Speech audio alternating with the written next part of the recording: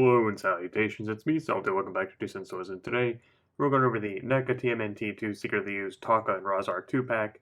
It was an exclusive on Neca's website. I think it was only offered up for about a week for pre-orders and all that, and mine finally showed up. I actually ordered two, and I know that eventually one of these two will break at some point, and I didn't want to have to contend with the aftermarket prices of just one figure, so I got a second as a backup. All that out of the way, I think these were $49.99 before tax, something like that. I don't know. Pre-order was months ago. Neca TMNT is about the only Neca line that I collect, so I'm one step closer to just being done.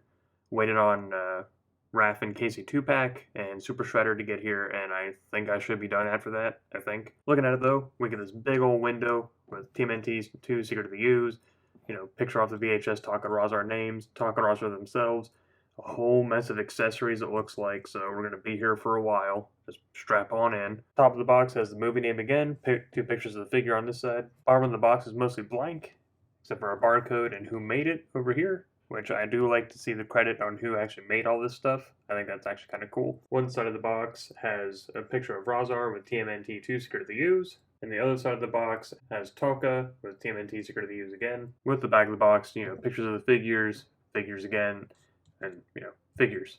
It says express yourself. It includes articulated facial features, which that's pretty neat. So we'll see how that goes. All that out of the way, I'm gonna get them open. We'll go over all the accessories. We'll look at all the articulation and everything else. Then we'll call it a day. All right, let's get started. For Tokka, we have two kind of closed-ish fists. I mean, they're still could be used for accessories, but they're basically closed fists. Simple hinge mechanism for in and out, and the paint and sculpt on these are spectacular, as is typical with NECA. Their sculpts and their paints are pretty incredible. Just wish they weren't so fragile. Haven't had anything break yet, but I feel like I might. Let's move on to the next set of hands. We have two slightly more open hands, which I believe these two be accessory hands.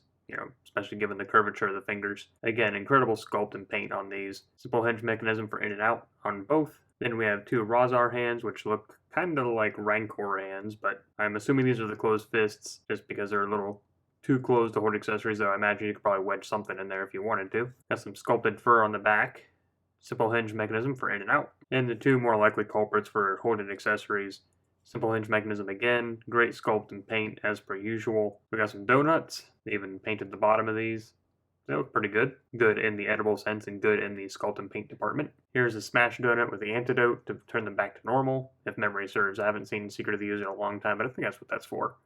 I do remember him holding it in his palm like that and looking at it, but I think that's what it's for. We got a Simply's donut box, which is some paper goods that you can wedge the donuts down into, and you can kind of force that one in there too if you want, and then just close them back up. That's honestly where these donuts are probably going to live for me, is in here. We got a fire extinguisher, which I feel like this is going to be the culprit that breaks, just because it's very flimsy feeling. Hopefully it breaks there at the nozzle and I can just super glue it if it breaks. Ignore the paint on my finger. I was making a custom off camera. There's a nozzle, which they hollowed out a little bit. Not too bad in the paint department. Here's the TGRI ooze canister, which I think looks very good. The lettering came out very clean.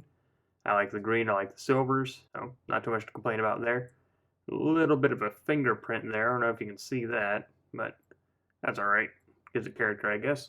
Here's Rahzar's shield, which has some nice rust on it, little hubcap looking. I thought one of my straps was broken on the back, but they're both not attached, and I guess it's just so you can fit it over his arm easier. We have a pipe. Actually has some weight to it for being plastic, but nice paint applications. And here we have a chunk of tree, or I guess a trunk of tree. Is that pun too far of a stretch? Anyway, nice paint applications. There's the other side of it. Not too bad looking. If you kind of force it a little bit, it'll fit into the hands, but none of the hands here are really kind of open enough to hold it on their own, so you kind of have to do some forcing. Conversely, the pipe fits in lots of hands, but none of them are super snug, so there's that. And that's about how the shield attaches. Yeah, you could probably use any hand that you want to, but just for an example. Also, speaking again about these kind of closed fists, I didn't realize till just now they were both for the right hand. Not sure if that's normal, or if they fucked up, and I was supposed to get one for the left and the right. But these are both right hands. Basically the same hand, only slightly different with fingers less curled in. And the other two more open hands are both left hands. I don't know, just an observation. Started off with Rahzar. NECA always knocks it out of the park with their paint and their sculpts. Like, it's always great. And this figure is no exception to that. Like, they got the blue eyes, they got mouth and all that kind of stuff, all the fur and the like. They got all of these kind of like extra bits and the grill down here and the spikes on the kind of tire tread and all that. They really did a great job on this in terms of sculpt and paint. They utilized metal chains to hold on his armor and all that kind of stuff, so that's nice to see. Or at least what feels like metal chains anyway. It's the moment of truth. Let's go over articulation. Starting with the head, the jaw articulates up and down. There's a hidden articulation here in the neck going up into the head, with a little additional in the head itself, which allows him to look up that far and look down that far, though we do get a small gap here in the back. When spinning the shoulder 360, be very careful with the shoulder pad here. It is possible, but due to the sculpt of like this thing and all the fur and all that, it does get caught up on him very easily. So just be very careful spinning. Sometimes if you bring the shoulder out a little bit, it makes it easier. But I would just advise against trying to do that a whole bunch. Mostly because the chains, as you can see, attach inside of there. And it does plug into the shoulder right there. So I wouldn't want to risk popping that out or tearing the chains or anything like that. The shoulder comes up that far. There's a swivel at the top of the elbow. Now, this elbow joint is completely locked up. 100% locked up. It doesn't give at all. And knowing Neca, I don't want to snap it. So using the other elbow, the double joints come up that far. There's a swivel in the forearm, and the wrist swivels, and all the wrists pivot in and out. He has a dumbbell here in his abdomen, as you can see. Allows him to lean forward that far, lean back very slightly. He gets a little bit of side to side here, and some swivel.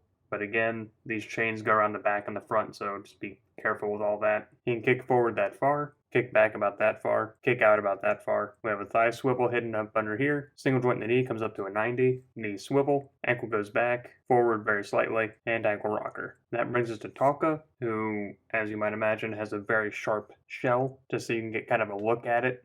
You know, they're rubbery, you know, don't get me wrong. They have some give to them, but pushing directly on them, they are kind of sharp. So if this guy falls on you and hits your foot, or you step on him, you're probably going to need a new foot. But just like Rahzar, there's a ton of great detail in here. We got the red eyes, the beak, the detail there on the shell, the wrist rag band things, elbow pads, all the spikes on the shoulders, the paint along the neck and the biceps there, the knee pads down to the feet. Tons of great paint, tons of great sculpts. Time for the moment of truth on this one. Let's go over articulation. You can swivel the eyebrows around, as you can see.